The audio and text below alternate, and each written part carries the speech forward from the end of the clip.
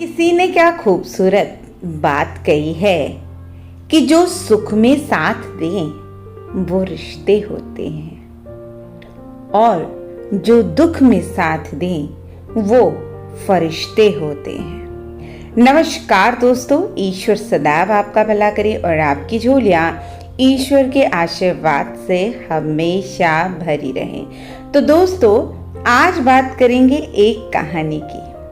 एक कहानी जो ये बताती है कि आप अपनी जिंदगी में खुश रहना है तो कौन से ऐसे 4 नियम हैं जो आपकी जिंदगी की अशांति को शांति में, जिंदगी के असंतोष को संतोष में और दुखों को सुख में बदल देंगे। बहुत समय पहले की बात है कि एक राज्य में एक राजा था जो बड़ा प्रतापी था। दूर दूर तक उसकी समृद्धि की चर्चाएं होती थी। उसके महल में हर एक सुख सुविधा की वस्तु उपलब्ध थी, फिर भी अंदर से उसका मन अशांत रहता था।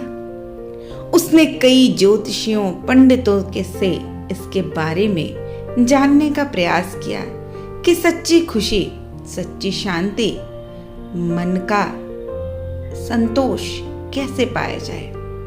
बहुत सारे विद्वानों से मिला। किसी ने कोई अंगूठी पहनाई, किसी ने कोई यज्ञ कराया, किसी ने कोई जप कराया, लेकिन फिर भी राजा के मन को शांति नहीं मिली। एक दिन भेष बदलकर राजा अपने राज्य की सैर पे निकला। घूमते घूमते वो एक खेत के निकट से गुजरा। तभी उसकी नजर एक किसान पे पड़ी।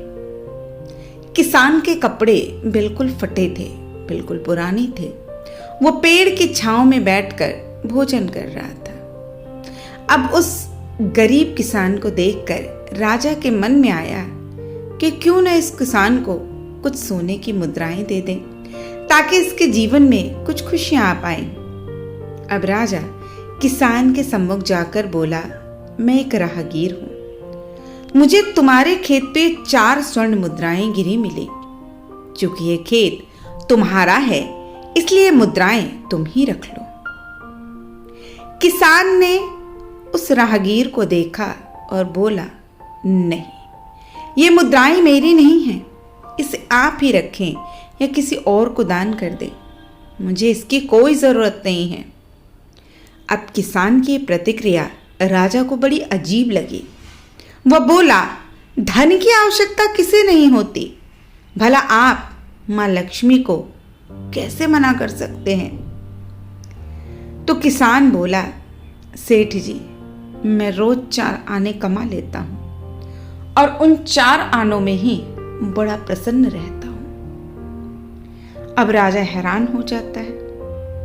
वो कहता है, सिर्फ 4 आने की कमाई करते हो और उतने में ही प्रसन्न रहते हो, कैसे संभव है? क्या तुम्हारा मन कुछ और पाने की लालसा से भरा नहीं रहता? राजा ने अचरज से पूछा। किसान बोला, प्रसन्नता इस बात पर निर्भर नहीं करती कि आप कितना कमाते हैं या आपके पास कितना धन है। प्रसन्नता तो उस धन के उपयोग पर निर्भर करती है। तब राजा ने उससे पूछा कि तुम इन 4 आने का क्या क्या करते हो? क्योंकि राजा के लहजे में उपहास था। वो जानना चाहता था कि सिर्फ 4 आने से कोई व्यक्ति क्या कर सकता है। किसान भी बेकार की बहस में नहीं पड़ना चाहता। उसने थोड़े दार्शनिक अंदाज में उसे उत्तर दिया, 4 आने कमाता हूं, एक को मैं कुएं में डाल देता हूं, दूसरे से मैं कर्ज चुकाता हूं, तीसरा उधार में दे देता हूं और चौथा मिट्टी में गाड़ देता हूं। अब राजा सोचने लगा कि ये जो उत्तर इस प्रश्न के हैं वो कहां से मिलेंगे। वो किसान से इसका अर्थ पूछना चाहता था, लेकिन किसान इतना कहकर वहां से जा चुका था। अब राजा ने अगले दिन सभा बुलाई, पूरे दरबार में कल की घटना सुनाई, सभी बड़े बड़े विद्वानों को बुलाया और किसान के कथन का अर्थ पूछा। दरबारियों ने अपने अपने तर्क पेश किए, विद्वानों ने भी अलग अलग तर्क दिए, लेकिन किसी का उत्तर भी राजा को संतुष्ट नहीं कर पाया। अंत में राजा ने उस किसान को दरबार में बुलाने का निर्णय लिया।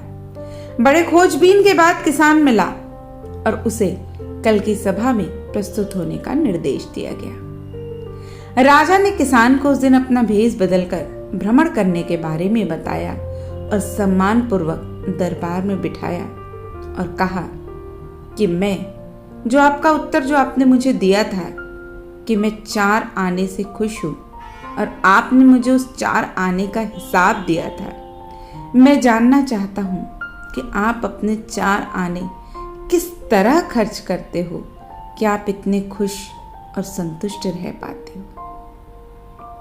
तब किसान बोला, हुजूर, जैसा कि मैंने बताया था कि मैं 1 आना कुएं में डाल देता हूं, यानी अपने परिवार के भरण पोषण में लगा देता हूं। दूसरे से मैं कर्ज चुकाता हूं, यानी इसे मैं अपने वृद्ध माँ बाप की सेवा में लगा देता हूं, क्योंकि इस धरती पे माँ बाप से बड़ा किसी का कर्ज नहीं होता।